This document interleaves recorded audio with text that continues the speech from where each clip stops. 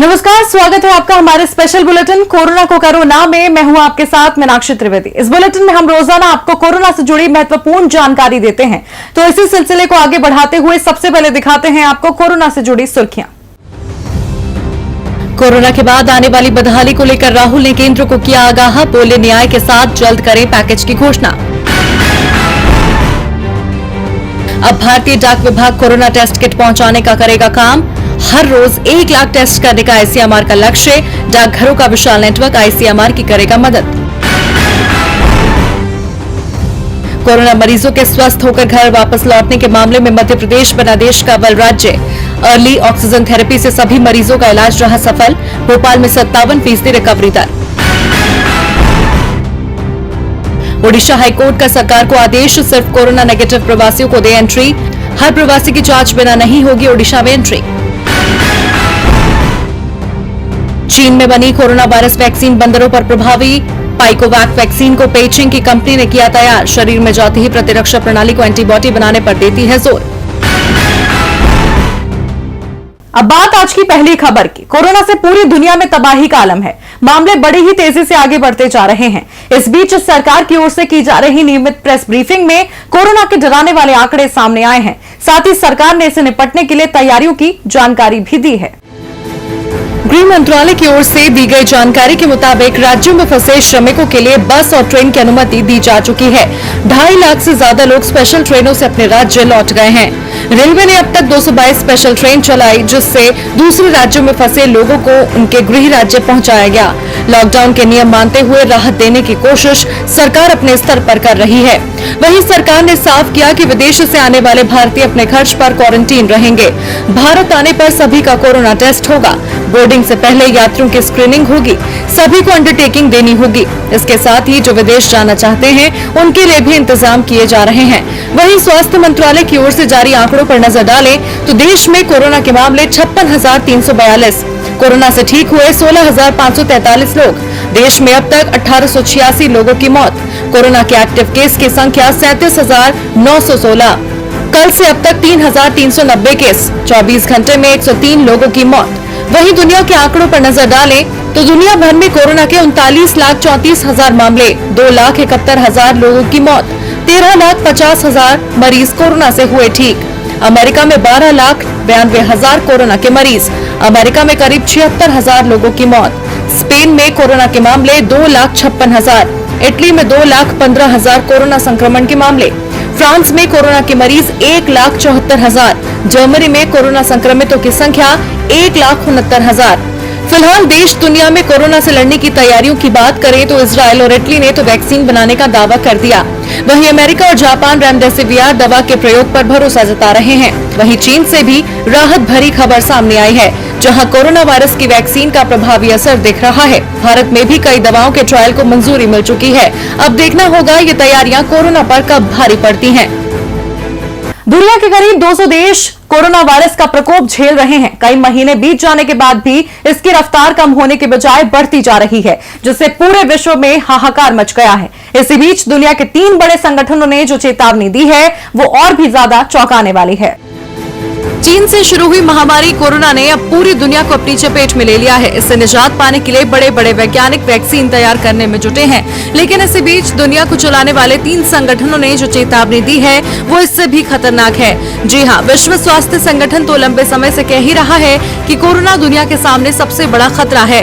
वहीं आज संयुक्त राष्ट्र के वर्ल्ड फूड प्रोग्राम ने भी कह दिया है कि दुनिया के गरीब देश भुखमरी नहीं बल्कि महाभुखमरी के कगार पर हैं। इसके अलावा दुनिया में नौकरियां जाने का सिलसिला जारी है। अमेरिका में 3 करोड़ 30 लाख नौकरियां जा चुकी हैं। दुनिया पर कोरोना का ट्रिपल अटैक इसीलिए कहा जा रहा है क्योंकि संयुक्त राष्ट्र ने माना है कि इससे भुखमरी की मार पड़ेगी और WHO ने माना है कि ये सबसे बड़ी महामारी है जिससे अभी और भी कई जाने जा सकती हैं। वहीं IMF ने माना है कि कोविड-19 के चलते देशों की इकोनॉमी पर आर्थिक मंदी की जबरदस्त मार पड़ेगी। वर्ल्ड फूड प्रोग्राम के कार्यकारी निदेशक डेविड बिस्ले ने कहा, अभी हम पर महामारी की दोहरी मार है। हम महाभुखमरी के कगार पर हैं। संयुक्त राष्ट्र के आंकड़ों के मुताबिक दुनिया में 13 करोड़ 50 लाख लोग भुखमरी के कगार पर हैं। 82 करोड़ ऐसे लोग हैं जिनका पेट पूरी तरह भर नहीं पाता, लेकिन अब ये संख्या और बढ़ सकती है क्योंकि कोरोना के चलते पूरी दुनिया में सप्लाई चेन ठप हो गई है। दुनिया में ऐसे 37 देश हैं जो भुखमरी की कगार पर हैं। इनमें पाकिस्तान का नाम भी शामिल है। यूएन के महासचिव एंटोनियो गुटेरेस ने कहा है, हमारी जरूरत $6.7 बिलियन इकट्ठा करने की है ताकि हम लाखों लोगों को कोरोना की चपेट में आने से बचा सकें। अगर कोविड-19 गरीब देशों में पहुंचेगा तो हम सब पर रिस्क है। यहाँ सवाल ये है कि ये पैसा कहां से आएगा, क्योंकि दुनिया भर की सरकारों का खजाना खाली हो रहा है। खुद IMF मान रहा है कि इस बार का हाल 1930 की मंदी से भी बुरा है। IMF की MD क्रिस्टीना जॉर्जिवा ने कहा कि ये दौर ग्रेट डिप्रेशन से बड़ा है, क्योंकि इसमें स्वास्थ्य संकट और आर्थिक झटका जुड़ गया है। ऐसे मौकों पर सरकारें खर्च करती हैं। अब वो कह रही हैं, बाहर मत जाओ, खर्च मत करो। जाहिर है मुश्किल जल्द चलने वाली नहीं है, बल्कि स्थिति और भी गंभीर होने वाली है। कोरोना वायरस से जूझ रही दुनिया के लिए एक बुरी खबर सामने आई है। दरअसल यूनिवर्सिटी ऑफ हांगकांग के शोध से पता चला है कि आंखें इंसान के शरीर में कोरोना वायरस के घुसने का बड़ा स्रोत बन गई हैं। यही नहीं, सार्स और बर्ड फ्लू की तुलना में कोरोना वायरस मुंह, नाक और आंखों से 100 गुना ज्यादा तेजी से शरीर में घुस रहा है। कोरोना वायरस को लेकर आए दिन नई नई स्टडी की जा रही है। तमाम बातें इसको लेकर सामने आ रही हैं और अब खबर है कि कोरोना वायरस के संक्रमण का बड़ा स्रोत आंखें बनी हैं। जी हां, यूनिवर्सिटी ऑफ हांगकांग की एक लैब में हुई जांच में पता चला है कि कोविड-19 वायरस इंसान को आंखों से ज्यादा तेजी से संक्रमित कर रहा है। एक रिपोर्ट के मुताबिक यूनिवर्सिटी ऑफ हांगकांग की लैब के डॉक्टर माइकल चान की टीम ने इस बात के सबूत पाए हैं कि कोरोना वायरस आंखों से इंसान के शरीर में घुस रहा है।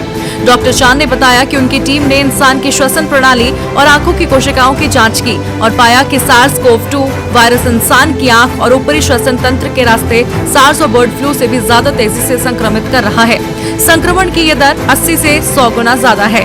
उन्होंने कहा कि इससे पता चलता है कि आंखों और श्वसन तंत्र से कोरोना वायरस सार्स की तुलना में ज्यादा तेजी से लोगों को अपना शिकार बना रहा है। चांद ने कहा कि शोध से ये भी पता चला कि आंखें कोरोना वायरस के इंसान में संक्रमण का एक बड़ा स्रोत हैं और इस शोध में लोगों को सलाह दी गई है कि वो अपनी आंखों को ना छुएं और थोड़े थोड़े अंतराल पर अपने हाथों को साबुन से धोते रहें। इससे पहले हांगकांग यूनिवर्सिटी के शोधकर्ताओं ने ये पता लगाया था कि कोरोना वायरस स्टील, प्लास्टिक और जमीन पर 7 दिनों तक जिंदा रह सकता है। खैर, इस महामारी को लेकर यूं तो सभी वैज्ञानिक, रिसर्चर्स और हेल्थ वर्कर्स अपनी अपनी कोशिशों में जुटे हैं, लेकिन अब देखना होगा इस महामारी का खात्मा कब तक हो पाता है। पूरी दुनिया कोरोना वायरस से खौफजदा है। हर कोई बस एक ही सवाल पूछ रहा है, आखिर ये कोरोना कब खत्म होगा। दुनिया भर के साइंटिस्ट परीक्षण पर परीक्षण कर रहे हैं। कई देश तो कोरोना का इलाज मिलने का दावा भी कर चुके हैं, लेकिन ये मुसीबत और विकराल होती जा रही है। मगर अब दुनिया को कोरोना का इलाज मिलने की उम्मीद दिखने लगी है। कोरोना काल कब खत्म होगा कोई नहीं जानता। हर देश इस वायरस की वैक्सीन ढूंढने में लगा है, लेकिन अब कोरोना पर एक अच्छी खबर सामने आई है। एबोला के इलाज के लिए बनाई गई वो दवा जो एबोला पर तो असरदार नहीं हुई, लेकिन अब कोरोना के इलाज में कारगर साबित होती दिख रही है। यही वजह है कि जापान ने गिलियाड साइंसेज की दवा रेमडेसिवियर को कोरोना की दवा के रूप में मंजूरी दे दी है और इस पर फैसला लेने में जापान ने ज्यादा वक्त भी नहीं लगाया। सिर्फ 3 दिनों में ही स्वास्थ्य मंत्रालय ने आधिकारिक तौर पर रेमडेसिवियर को कोरोना की दवा के तौर पर मंजूरी दे दी है। 3 दिन पहले अमेरिकी दवा निर्माता ने इसके लिए मंजूरी मांगी थी। आपको बता दें, कोरोना के कारण होने वाली बीमारी के लिए अमेरिकी खाद्य और औषधि प्रशासन के जरिए रेमडेसिवियर को पिछले हफ्ते आधिकारिक रूप से मंजूरी दी गई थी। अमेरिका भी रेमडेसिवियर को कोरोना के इलाज में अहम बता चुका है। अमेरिका के राष्ट्रपति डोनाल्ड ट्रंप ने FDA से रेमडेसिवियर के लिए मान्यता मिलने पर खुशी जताई थी। दिलचस्प बात यह है कि चीन की सरकार ने अपनी स्टडी में रेमडेसिवियर दवा के इस्तेमाल को 2 बार खारिज कर दिया था, लेकिन अब दूसरे देश इसे अपनाते हुए नजर आ रहे हैं। तो क्या ये मान लिया जाए कि रेमडेसिवियर में ही कोरोना का इलाज छिपा हुआ है? दुनिया तो इस दवा को कुछ इसी उम्मीद से देख रही है। भारत में भी रेमडेसिवियर पर स्टडी की जा रही है। अमेरिका में हुई स्टडी से पता चला है कि रेमडेसिवियर से बीमारी 4 दिन जल्दी ठीक हो जाती है, साथ ही मौत का खतरा भी कम होता है। यही वजह है कि रेमडेसिवियर दवा की मांग दुनिया भर में हो रही है। कोरोना टेस्टिंग को लेकर भारत सरकार ने एक ऐसा दावा किया है जिससे तहलका मच गया है। भारत ने एक नई तरह की टेस्ट किट बनाई है। क्या है नई टेस्ट किट और क्या है इस किट की खासियतें, देखिए इस रिपोर्ट में। कोरोना के टेस्ट की संख्या बढ़ाने के लिए देश में कई डेवलपमेंट्स हो रहे हैं। जहां कोरोना की दवा और वैक्सीन बनाने पर दिन रात जोर लगाया जा रहा है, तो वहीं इसकी जांच करने की दिशा में कई टेस्ट किट्स को इजाद किया जा रहा है। इसी कड़ी में CSIR की IGIB टीम ने एक नई तरह की टेस्ट किट बनाई है। ये FNCAS9 editor linked uniform detection assay का संक्षिप्त रूप है। ये एक तरह की डिटेक्शन तकनीक है। इस टेस्ट किट में कागज की पतली स्ट्रिप में ऊपरी लाइन बता देगी कि आप कोरोना पॉजिटिव हैं या नेगेटिव। ये टेस्ट मिनटों में बता देगा कि आप कोरोना वायरस से संक्रमित हैं या नहीं। कैसे होता है test? Feluda test paper based होता है। इस टेस्ट में एक सॉल्यूशन लगता है। कोरोना वायरस का आरएनए निकालकर स्ट्रिप पर रखा जाता है। खास तरह के बैंड देखने से पॉजिटिव या नेगेटिव होने का पता चलता है।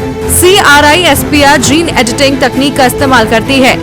CRISPR खास तरह के जेनेटिक सीक्वेंस को पहचान लेता है।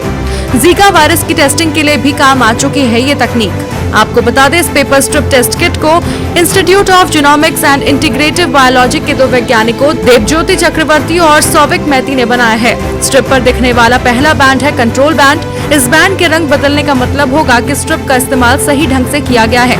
दूसरा बैंड है टेस्ट बैंड। इस बैंड का रंग बदलने का मतलब होगा कि मरीज कोरोना पॉजिटिव है। कोई बैंड नहीं दिखे तो मरीज को कोरोना नेगेटिव मान लिया जाएगा। ये टेस्ट ना तो रैपिड टेस्ट है और ना ही RT-PCR टेस्ट। ये एक तीसरे तरह का RNA बेस्ड टेस्ट है। वैज्ञानिक और औद्योगिक अनुसंधान परिषद यानी CSIR ने फेलुदा के उत्पादन और विकास के लिए टाटा सन्स के साथ MOU साइन किया है। अब देखना होगा भारत में टेस्ट किट कितनी कामयाब होती है। इस बुलेटिन में फिलहाल इतना ही। अपना और अपने परिवार का रखें ख्याल। नमस्कार।